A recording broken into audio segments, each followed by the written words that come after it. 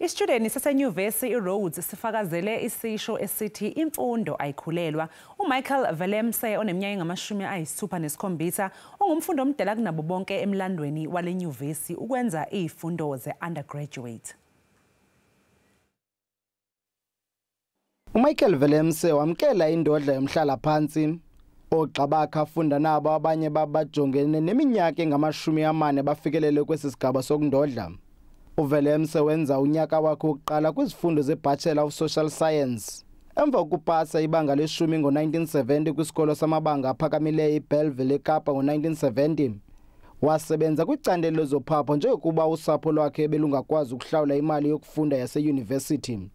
Kodwa kunyaka ophelileyo uthathe isigqibo sokutshintsha ubomi bakhe azalisekise iphupha lakhe leminyaka engamashumi amahlanu eyagqithayo.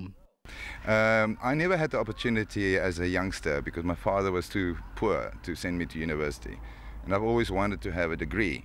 So I had to go and work and worked all my life, and when I got the opportunity to come, I decided why not. Njengoyena mfundi omdala kwimbali yale university, uWillemse uthe wamenywa yokuphunga ikofu nenqununu yaseRhodes ugqirha Sizwe Mabizela.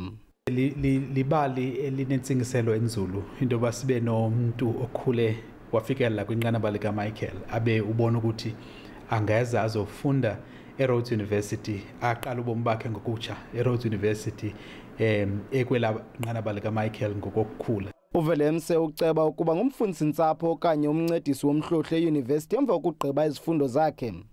Kwindaba zeSABC ndingumcebisi Ngqina, ndisemakhanda eMpuma Koloni.